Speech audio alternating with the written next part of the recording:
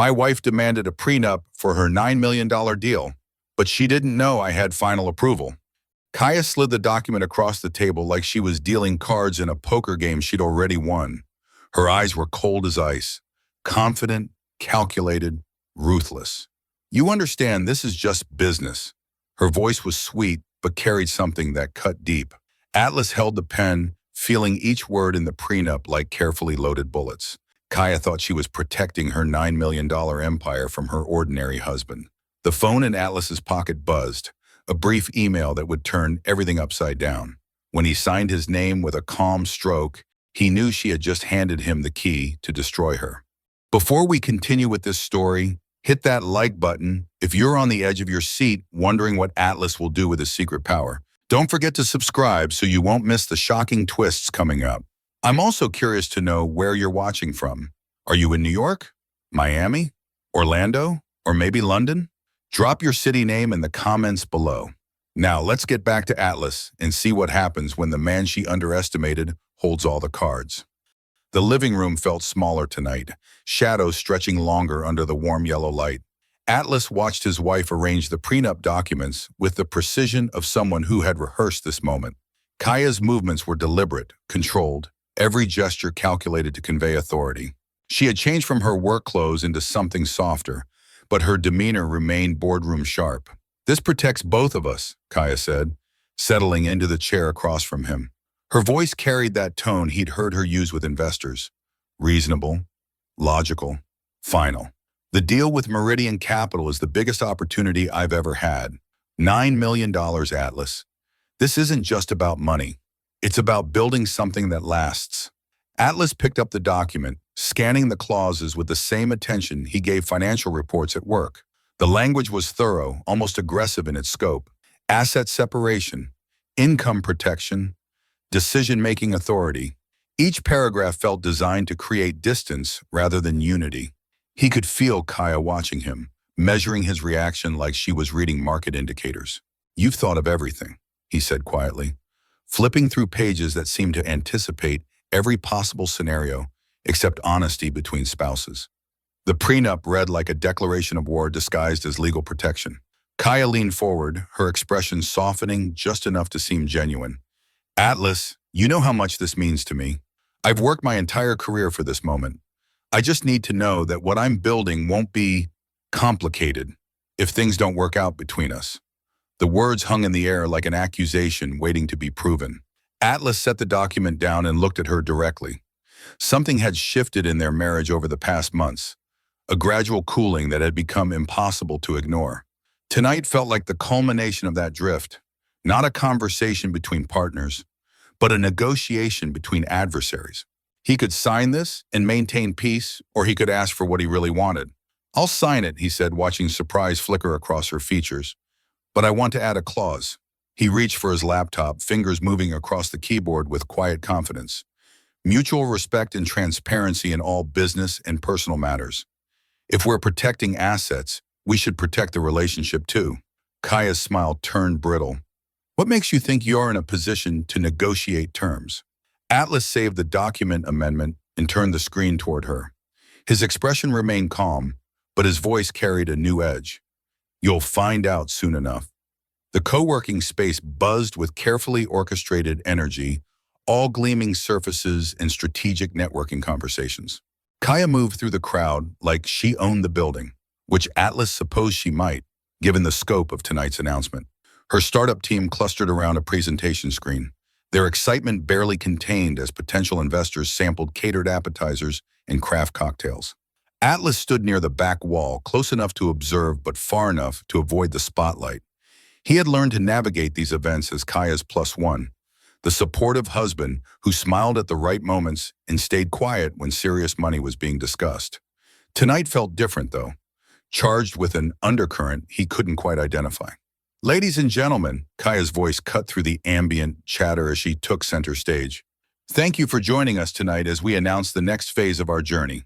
After 18 months of development, I'm proud to share that Meridian Capital has committed $9 million to bring our platform to market." The room erupted in polite applause, phones emerging to capture the moment. Atlas watched his wife bask in the attention, noting how she positioned herself as the singular force behind the company's success. Her presentation slides told a story of individual brilliance, strategic vision, and relentless execution.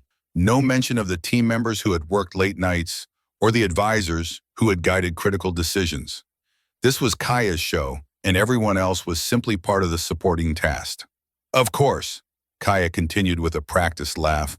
I made sure to get a prenup before this deal closed. Can't have anyone claiming they deserve half of what I built, right? The comment drew nervous laughter from the crowd, but Atlas felt the words land like a slap. She had turned their private moment into public entertainment, reducing him to a punchline. His phone vibrated against his chest. Atlas pulled it out casually, expecting another calendar reminder or work email. Instead, he found a message that made his pulse quicken. Board meeting scheduled for Thursday, 2 p.m. Final approval required for Meridian Capital's transaction.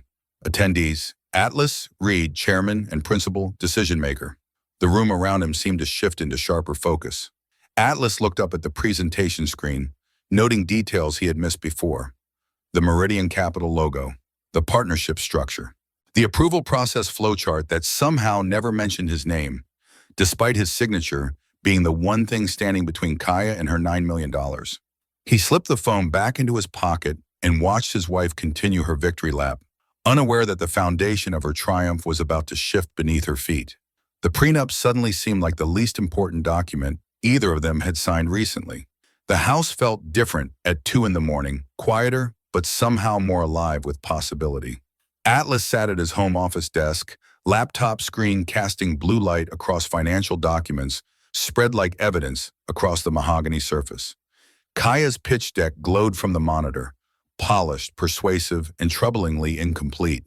He had spent the past 3 hours dissecting every slide, every projection, every carefully crafted narrative point. The numbers were impressive, almost suspiciously so. Revenue projections that climbed at perfect 30-degree angles. Customer acquisition costs that defied industry standards. Market penetration estimates that suggested Kaya's platform would capture territory that established competitors had failed to claim. Atlas pulled up the company's actual financial statements, documents Kaya assumed he never saw. The contrast was stark. Real revenue lagged behind projections by 40%. Development costs had exceeded budgets by nearly half. Most concerning were the intellectual property disclosures, or rather, the lack of them. His phone lit up with an encrypted message from an unknown number. She removed my name from the patent applications last month. Everything I built for 18 months, gone with a lawyer's signature. Thought you should know before Thursday's meeting. Atlas stared at the message, pieces of a larger puzzle clicking into place. He opened his secure email and scrolled through board communications from the past quarter. Legal counsel had flagged multiple compliance issues. Ethics reviews were pending. The due diligence process had stalled twice over questions about founding team attribution. Meridian Capital wasn't just investing in Kaya's platform. They were betting on her story of singular innovation, a story that apparently required erasing inconvenient contributors who might complicate the narrative. Atlas understood now why his approval signature carried such weight. The board wasn't just protecting their investment, they were protecting themselves from liability.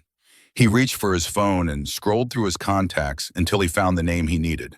Sarah Chen, former CTO, who had left the company 3 months ago under circumstances Kaya had described as mutual separation. Her departure had coincided with the first round of Meridian meetings, a timing that no longer seemed coincidental. Atlas drafted a careful message. Would like to discuss the Meridian transaction. Can you meet tomorrow afternoon? He hesitated before hitting send, knowing this conversation would cross a line from which there might be no return. But watching Kaya's presentation tonight, seeing how easily she had weaponized their marriage for laughs, had crystallized something he had been avoiding. The truth mattered more than keeping peace, even if that truth threatened everything Kaya thought she had built. He sent the message and closed the laptop. Tomorrow would bring answers that might change everything. Tonight, he needed to decide whether saving his wife from herself was worth risking the destruction of their marriage. The kitchen felt like a boardroom at 7:30 in the morning, all clean lines and strategic positioning. Kaya sat across from Atlas with her usual coffee and tablet set up, already deep into emails before he had finished buttering his toast. The previous night's triumph still radiated from her posture. Shoulders back, movements crisp, the satisfied energy of someone who had proven herself right. Atlas had rehearsed this conversation during his restless sleep, weighing each word for maximum impact with minimum confrontation. The compliance issues needed addressing, but approaching Kaya required the same delicacy as defusing a bomb. She had built her entire identity around this deal, and questioning its foundation would feel like questioning her worth. "I've been looking at the Meridian documentation," he said, keeping his tone neutral as he set down his cup. "There are some technical concerns that might need attention before the final approval meeting." Kaya's fingers paused over her screen for just a moment before continuing their rapid-fire typing. "What kind of concerns?" Her voice carried that edge he recognized from difficult investor calls. Polite on the surface, dangerous underneath. Atlas pulled out printed copies of the compliance reports, arranging them carefully between their breakfast plates. Patent attribution discrepancies, revenue recognition questions. The legal team flagged several items that could delay closing. He watched her scan the documents, noting how her jaw tightened with each page. "These are technicalities," she said finally, pushing the papers back toward him. "Legal always finds something to worry about. That's what lawyers do. They create problems that don't exist so they can justify their fees." But her dismissive words didn't match her expression, which had shifted from confident to calculating.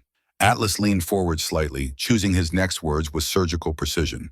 "Kaya, the board doesn't make decisions based on technicalities. They make decisions based on risk assessment. If these issues aren't resolved before Thursday, they'll have grounds to pause the entire transaction." The silence that followed stretched between them like a tripwire.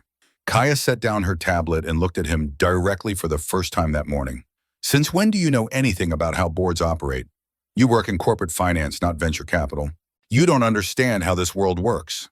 Atlas felt the familiar sting of being dismissed, but underneath it was something new, a calm certainty that changed everything. "The board doesn't care about venture capital politics," he said quietly. "They care about fiduciary responsibility. And right now, approving this deal without resolving these issues would be a breach of that responsibility." Kaya's laugh was sharp, brittle. "You're talking like you have some kind of authority here, like your opinion matters to people making nine-figure decisions." She stood up, gathering her things with movements that had become aggressive. "I've spent 2 years building relationships with these investors. I know what they want, and it isn't input from my husband about legal compliance." Atlas remained seated, his voice steady.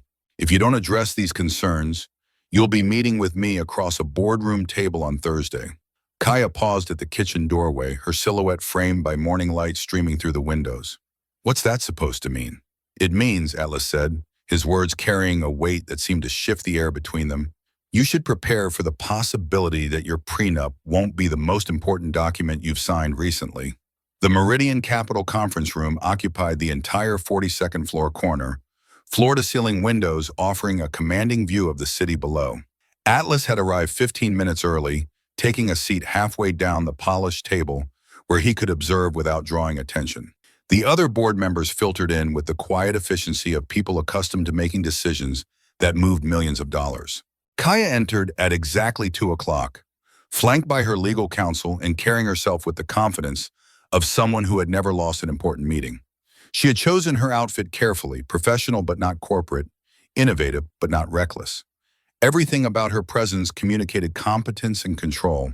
Atlas watched her scan the room, her eyes lingering on faces she recognized before settling on the empty chair at the head of the table. She had prepared for this presentation like a championship game, and her energy filled the space with anticipation. When she looked in his direction, her expression was pleasant but distant, the smile reserved for supportive spouses at business functions. "Thank you all for making time for this final review," Kaya began, her voice carrying easily through the acoustically perfect room. "I know we've been through multiple rounds of due diligence, but I welcome the opportunity to address any remaining questions before we move to final approval." The presentation unfolded exactly as Atlas had seen it the night before. Polished slides, compelling narratives, financial projections that painted a picture of inevitable success. Kaya commanded the room with practiced ease, fielding technical questions and addressing concerns with the fluency of someone who had lived with this material for months. But Atlas could see the tension underneath her performance. Small things, a slight hesitation before answering questions about intellectual property, a too quick dismissal of compliance concerns, the way her eyes avoided the legal counsel's section of the table. She was delivering a flawless presentation while standing on increasingly unstable ground.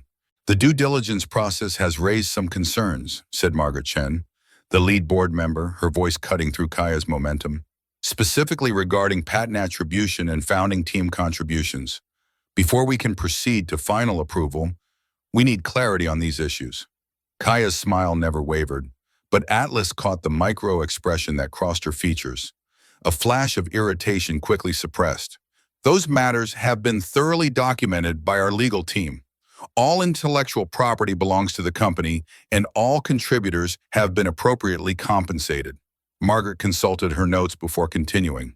Our investigation suggests otherwise. We have documentation indicating that key patents may have been improperly attributed, and that founding team members were removed from company records without adequate disclosure to investors. The room fell silent except for the whisper of papers being shuffled and the distant hum of traffic 42 floors below. Atlas felt the weight of the moment settling around them like gathering storm clouds. Kaya looked toward her legal counsel, seeking support that didn't materialize. Before we proceed, Margaret said, her voice carrying the authority of someone accustomed to final decisions, we need approval from our principal decision-maker. She turned toward Atlas, her expression professional but definitive. Les, the board requires your signature before this transaction can move forward. Every person in the room turned to look at him.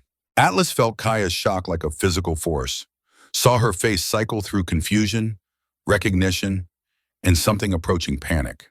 The prenup she had crafted so carefully suddenly seemed like a child's drawing compared to the power dynamics now reshaping the room. You're the final approver? Kaya's voice was barely above a whisper, but in the silence of the conference room, every word carried. Atlas met her eyes across the table, his expression calm despite the magnitude of the moment. I am. The hallway outside the conference room stretched endlessly in both directions, all marble floors and muted conversations echoing from adjacent meetings.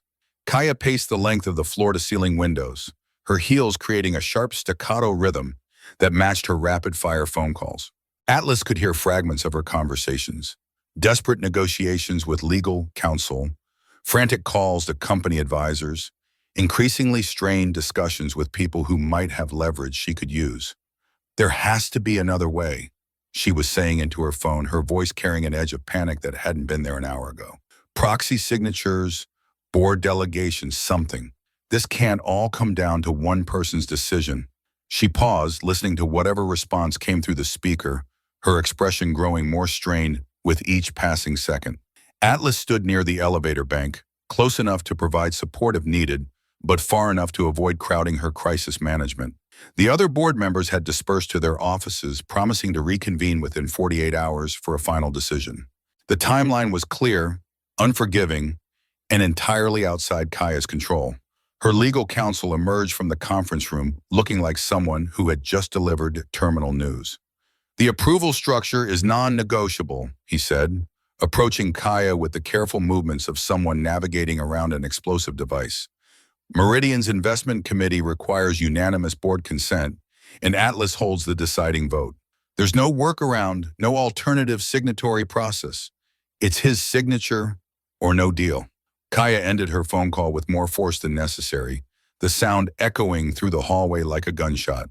This is insane. How did we not know about this earlier? How did 2 years of negotiations miss this detail? Her questions hung in the air unanswered because everyone in the hallway knew the answer. They had focused so intensely on the money and the milestones that they had overlooked the fundamental power structure. Atlas watched his wife grapple with a reality that had been hidden in plain sight. The prenup that had seemed so important 72 hours ago now felt like theater compared to the actual leverage that existed between them. She had spent months protecting herself from a threat that didn't exist while remaining completely vulnerable to one that did. 48 hours, she said, turning toward him for the first time since leaving the conference room. Her voice had shifted from panic to something more dangerous, controlled desperation. They're giving us 48 hours to resolve the compliance issues. If we can clean up the patent attribution and get signed statements from former team members, the deal can still go through. Atlas nodded, recognizing the strategic mind that had built a company worth $9 million. Even in crisis, Kaya was calculating angles, identifying solutions, refusing to accept defeat. But her solutions required cooperation from people she had systematically marginalized, and time was running out. His phone buzzed with a text message from Margaret Chen. Formal review Monday at 10 a.m. All compliance issues must be resolved by then, or we terminate the agreement. No extensions possible due to investor timeline constraints. Kaya was watching his face as he read, trying to interpret every micro-expression for signs of hope or doom. The woman who had confidently demanded a prenup now found herself entirely dependent on the goodwill of the husband she had sought to limit. "What do you want from me?" she asked, the question carrying weight that extended far beyond the immediate crisis. Atlas looked at his wife, brilliant, driven, and finally understanding that some kind of power couldn't be controlled through legal documents. "I want you to do the right thing," he said quietly, "before it's too late to matter." The coffee shop on 5th Street was deliberately chosen, public enough to feel safe, private enough for honest conversation. Sarah Chen arrived 10 minutes early, claiming a corner table where the afternoon light filtered through oversized windows. Atlas recognized her immediately from company photos, though she looked different now. Lighter somehow, as if leaving Kaya's company had lifted a weight she hadn't realized she was carrying. "Thank you for meeting me," Atlas said, settling into the chair across from her. "I imagine this situation is complicated for you." He had spent the morning preparing for this conversation, knowing that Sarah held pieces of a puzzle that could either save or destroy Kaya's deal. Sarah wrapped her hands around her coffee cup, studying Atlas with the careful attention of someone who had learned not to trust easily. "Your wife is brilliant," she said finally. "One of the smartest engineers I've ever worked with. But brilliance and ethics don't always travel together." Her words carried no malice, just the weary resignation of someone who had hoped for better. Atlas pulled out his tablet, opening email chains that had taken him hours to piece together. The patent applications that were filed last month, the ones that list Kaya as sole inventor. "Can you help me understand what really happened in there?" He kept his voice neutral, investigative rather than accusatory. Sarah's laugh was bitter. 18 months of development, core algorithms that took us 600 hours to debug, user interface innovations that came from brainstorming sessions where I literally sketched the wireframes on whiteboards. She opened her own laptop, showing Atlas screenshots of design documents, email threads, and development logs. Every breakthrough, every innovation that made this platform valuable, it was collaborative work. The evidence was overwhelming. Code repositories showing Sarah's contributions. Email chains discussing technical solutions. Meeting notes where her ideas formed the foundation of features that Kaya later presented as personal insights. What emerged was a picture of systematic erasure, accomplished through careful legal maneuvering rather than outright theft. "She didn't steal my work," Sarah continued, anticipating Atlas's next question. "She restructured the company, revised job descriptions, and reclassified my contributions as work for hire under her direct supervision. Technically legal, ethically questionable, practically devastating." She pulled up a final document, her resignation letter filed 3 months ago. "I left because fighting it would have destroyed both our careers. Sometimes walking away is the only choice that preserves your dignity." Atlas studied the timeline, noting how Sarah's departure coincided with the first serious Meridian Capital discussions.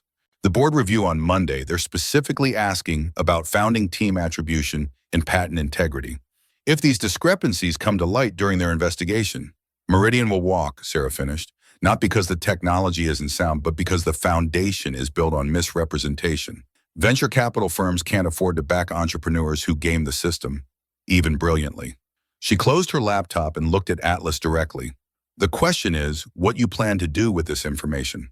Atlas felt the weight of decisions settling around him like evening shadows. He could protect Kaya by keeping this conversation confidential, preserving her deal but enabling the pattern of behavior that had brought them to this point. Or he could insist on transparency, potentially destroying everything she had worked to build, but creating space for something more honest to emerge. "She has until Monday to make this right," he said finally, "to acknowledge Sarah's contributions and restore proper attribution.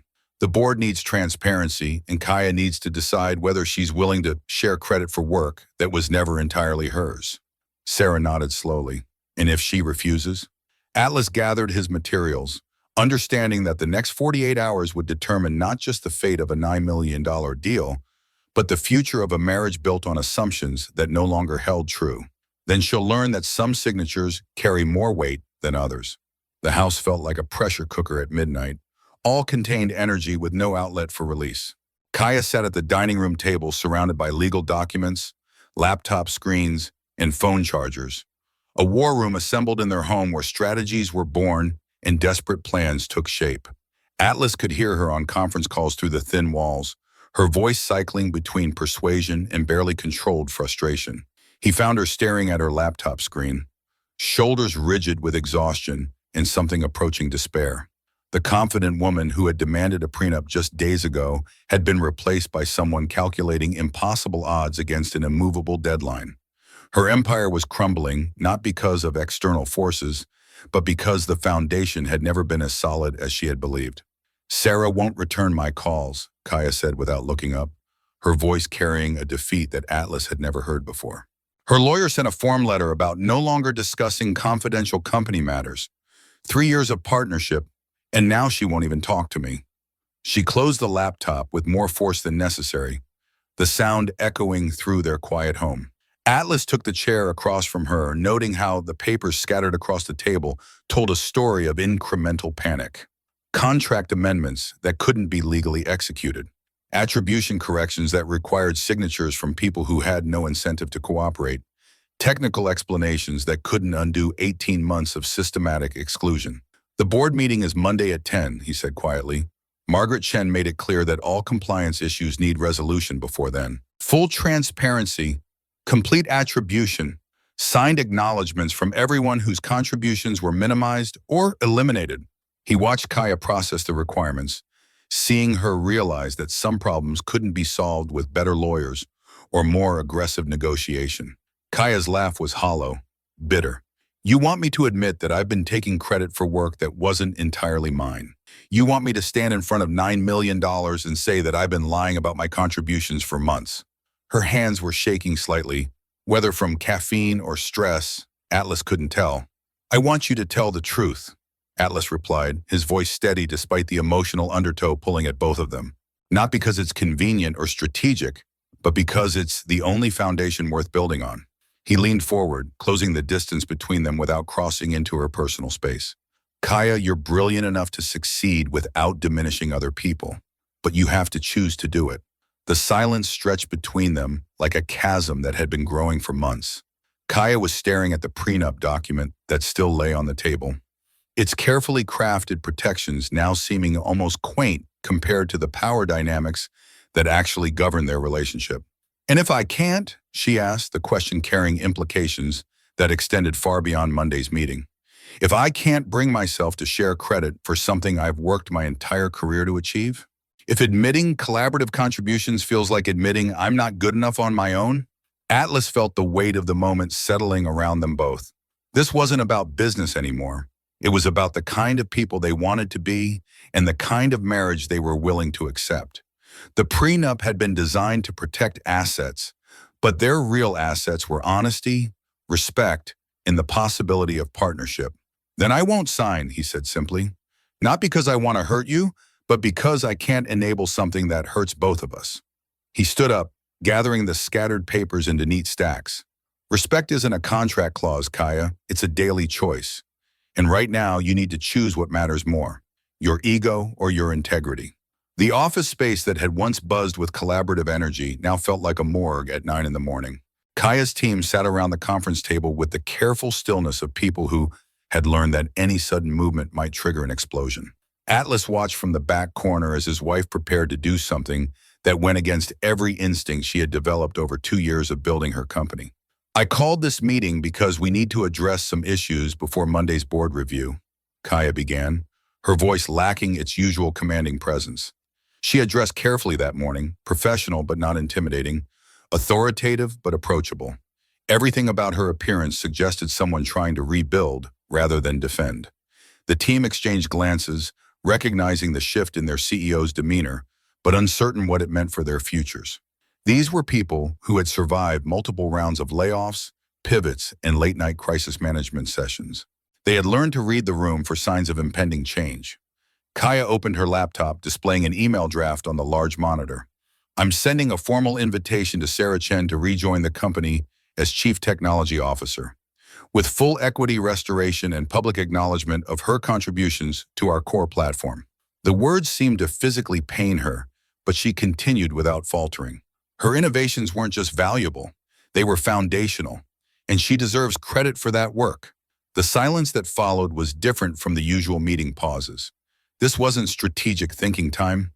This was shock absorption. James from engineering leaned forward slightly, as if he hadn't heard correctly. Maria from design looked toward the door, perhaps expecting Sarah to walk through it. "Additionally," Kaya continued, her voice gaining strength as she committed to the path she had chosen, "I'm restructuring our patent applications to reflect collaborative contributions. Sarah's name will appear as co-inventor on 14 separate applications, with appropriate equity adjustments to match her technical contributions."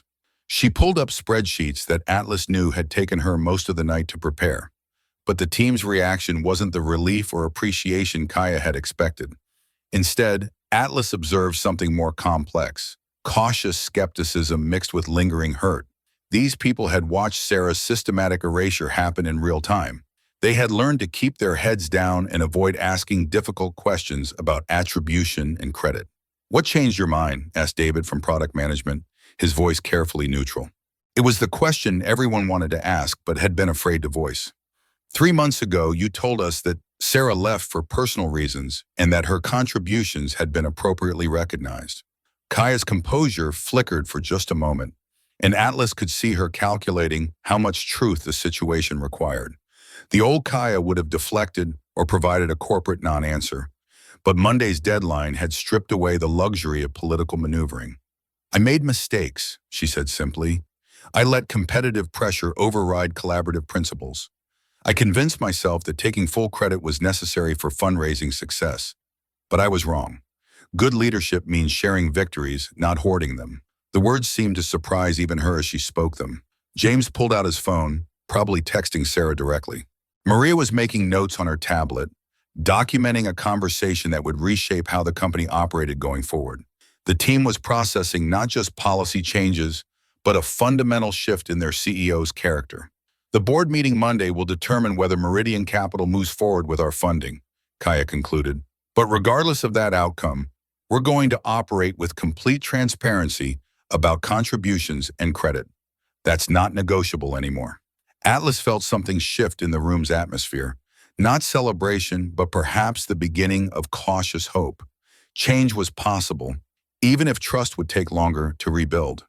The same conference room that had witnessed Kaya's downfall 3 days earlier now hosted her attempt at redemption. The morning light streaming through floor-to-ceiling windows seemed softer somehow, less harsh than the fluorescent interrogation atmosphere of the previous meeting. Atlas took his usual position halfway down the table, close enough to observe but far enough to let Kaya own this moment entirely. Sarah Chen sat 2 seats away from the presentation podium, her presence transforming the entire dynamic of the room. She had agreed to attend after receiving Kaya's formal invitation and equity offer, though her expression remained carefully neutral. The other board members noted her attendance with obvious interest, understanding that her participation would either validate or destroy Kaya's credibility. "Thank you for giving us this opportunity to present our revised partnership structure," Kaya began, her voice carrying none of the aggressive confidence from her previous presentation. Instead, she projected something Atlas had rarely seen from her: genuine humility mixed with determined honesty. "I want to begin by acknowledging mistakes that I made in our initial submission." The presentation that followed was unlike anything Kaya had ever delivered. Instead of highlighting individual brilliance, she mapped collaborative contributions. Rather than claiming singular vision, she detailed team innovations. Each slide acknowledged specific people for specific achievements, creating a narrative of shared success rather than personal triumph. "The core algorithms that drive our platform were developed through collaborative problem-solving between myself and Sarah Chen," Kaya said, advancing to a slide that showed both their names prominently displayed. "Sarah's background in machine learning provided insights that I couldn't have generated independently. Her contributions weren't just valuable, they were irreplaceable." Atlas watched Sarah's reaction, noting the subtle shift in her posture as Kaya continued. This wasn't perfunctory acknowledgement designed to satisfy legal requirements. This was genuine recognition that restored agency and ownership to work that had been systematically minimized. Margaret Chen leaned forward, consulting notes that Atlas knew contained detailed questions about patent attribution and founding team equity. Sarah, do these presentations accurately reflect your contributions to the platform development? Her question carried the weight of due diligence, but also genuine interest in Sarah's perspective. Sarah glanced toward Kaya before answering, and Atlas caught something that might have been approval in her expression. Yes, this representation is accurate and complete. The equity adjustments reflect the actual scope of my technical contributions. She paused, choosing her next words carefully. More importantly, this approach creates a foundation for honest collaboration going forward. The board members exchanged looks that Atlas recognized from his own corporate experience. Legal compliance had been achieved, but something more valuable was emerging. A business partnership built on transparency rather than manipulation. The funding decision would ultimately be based on platform viability and market opportunity, but the ethical foundation was no longer in question. Before we move to final approval, Margaret said, I want to address the elephant in the room. Meridian Capital invests in people as much as products. Character matters as much as capability. She looked directly at Kaya, her expression serious but not hostile. These revisions demonstrate growth and accountability that we value in leadership teams. Atlas felt the tension in the room shift from interrogation to evaluation. Kaya had cleared the compliance hurdle, but the final decision still rested with the person she had least expected to hold such power. The prenup that had seemed so important a week ago now sat forgotten in their home, irrelevant compared to the real decisions that shaped their futures. Margaret turned toward Atlas, her voice carrying the formality of final business. The board is prepared to approve this transaction pending your signature as principal decision-maker. The room fell silent except for the distant hum of traffic and the whisper of papers being arranged.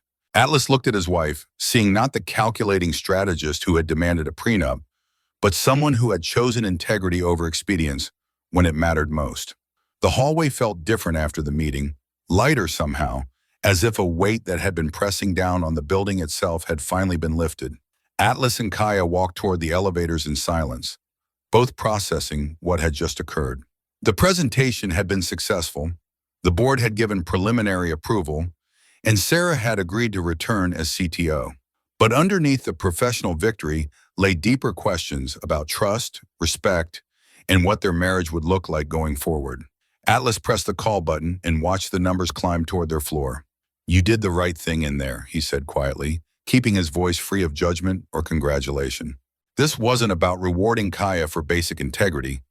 It was about acknowledging that she had chosen a difficult path when easier alternatives existed. Kaya leaned against the marble wall, exhaustion replacing the adrenaline that had carried her through the presentation. I kept thinking about what you said, about respect being a daily choice rather than a contract clause. She looked at him directly for the first time since leaving the conference room. I've been making the wrong choices for months, haven't I?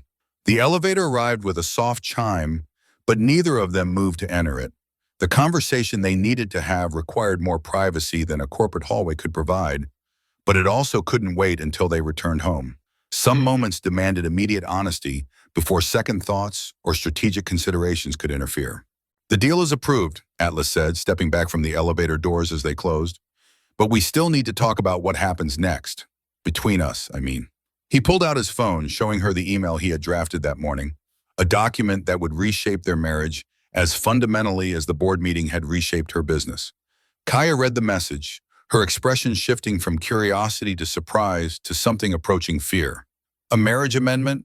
You want to formalize mutual respect and transparency? She scrolled through the proposed language, noting requirements for honest communication, collaborative decision-making, and genuine partnership in all major life decisions. The prenup was about protecting what you had built, Atlas said, his voice steady despite the magnitude of what he was proposing. This is about protecting what we're trying to build together. No more assumptions about who has authority over what. No more decisions made unilaterally because one person thinks they know better. Kaya handed the phone back to him, but her eyes remained fixed on his face. And if I don't agree to these terms, If I think marriage shouldn't require written agreements about basic decency, her question carried no hostility, just genuine curiosity about the boundaries he was drawing. Atlas felt the weight of the moment settling around them both. The business deal was secure, but their personal relationship stood at a crossroads that would determine everything that came after. Then I'll honor the prenup completely, he said simply. I'll sign your business documents when required. I'll support your career when asked. But I won't pretend we're partners when we're actually just roommates with shared financial obligations. The silence that followed was filled with the distant sounds of office life, phones ringing, conversations in adjacent hallways, the mechanical hum of elevators moving between floors. But for Atlas and Kaya, the world had narrowed to this single decision point that would define their future. You're not punishing me, Kaya said slowly, understanding dawning in her voice. You're protecting yourself from me. The realization seemed to hit her like cold water, forcing her to confront the reality of how her behavior had affected the person closest to her. Atlas nodded, feeling no satisfaction in her recognition, but grateful for her honesty. I can approve deals and sign documents, but I can't keep living with someone who fundamentally doesn't respect my voice in our shared life. He straightened his shoulders, projecting the same quiet authority that had commanded the boardroom. Either we're genuine partners or we acknowledge that we're not and structure our relationship accordingly.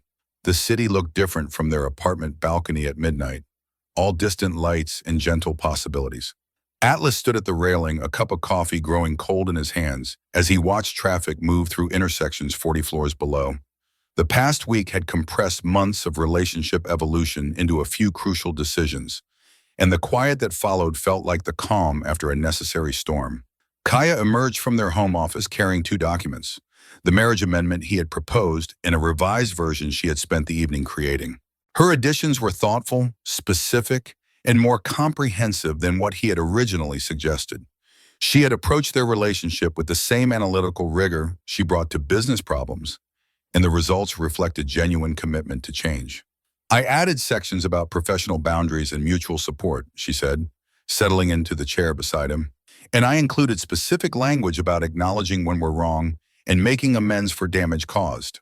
Her voice carried none of the defensiveness that had characterized their conversations just days earlier. Atlas reviewed her additions, noting how they addressed not just current problems, but patterns that had been developing over months. The document read like a blueprint for the kind of partnership they had talked about during their engagement, but never actually implemented. It was practical, specific, and surprisingly hopeful. 90 days, he said, reading aloud from her proposed timeline. 3 months to demonstrate consistent change before we evaluate whether this is working. It was longer than he had expected, but shorter than permanent commitment, a trial period that acknowledged both the seriousness of their problems and the possibility of genuine resolution. Kaya pulled out a pen, signing her name with the same deliberate care she had used for the Meridian Capital documents. But this signature carried different weight, not the triumph of a business victory, but the humility of someone choosing growth over pride. I don't want to lose us, she said simply, not because of ego or stubbornness or fear of sharing credit for my own life. Atlas signed beneath her name, understanding that this document represented something more valuable than any prenup could protect. They were choosing to invest in partnership rather than simply managing the risks of failure. The marriage amendment wasn't about what would happen if they divorced. It was about what would happen if they decided to stay married with intention. The Meridian Capital deal had closed that afternoon, bringing $9 million in funding and validating the platform that Sarah and Kaya had built together. But Atlas felt more satisfaction from the conversation they had shared over dinner, where Kaya had discussed future hiring with genuine excitement about collaborative possibilities rather than anxiety about sharing control. Sarah starts Monday as CTO, Kaya said, watching the city lights twinkle in the distance. Full equity, complete authority over technical decisions, public recognition as co-founder. It feels strange to share something I've protected so carefully, but it also feels right. She paused, considering her next words. I think I've been confusing ownership with worthiness for too long. Atlas folded the marriage amendment and slipped it into his jacket pocket. Unlike the prenup that still sat in their filing cabinet, this document would live in their daily choices rather than their legal protections. Success would be measured in conversations, decisions, in the small moments that built trust or eroded it. We're going to make mistakes, he said, acknowledging the reality that good intentions didn't guarantee perfect execution. But we're going to make them as partners who respect each other enough to admit when we're wrong and committed enough to do better next time. Kaya reached for his hand, her fingers intertwining with his, in a gesture that felt both familiar and new. I didn't choose revenge, she said, echoing words he had spoken during their most difficult conversation. I chose the way I deserved to be treated. Atlas squeezed her hand gently, watching the city settle into its late-night rhythm below them. The business deal was secured, but more importantly, they had chosen to rebuild their marriage on a foundation of mutual respect rather than legal protection. Atlas and Kaya's journey reminds us that true partnership isn't built on legal documents. It's forged through daily choices of respect and transparency. The prenup that seemed so powerful became meaningless when real integrity was tested. Their story shows that the strongest relationships are built on mutual recognition, shared credit, and the courage to choose growth over pride. Real love isn't about protecting yourself from your partner. It's about choosing to protect the relationship itself through honest communication and genuine respect. Atlas didn't seek revenge when he held all the power. Instead, he chose to demand the treatment he deserved while offering Kaya the chance to become the partner she was capable of being. What would you do if you discovered your spouse had been systematically undervaluing your worth? Would you choose revenge or redemption? Share your thoughts in the comments below, and if this story moved you, please give it a like. Thank you for watching, and I'll see you in the next video with another story of love, betrayal, and the choices that define who we really are.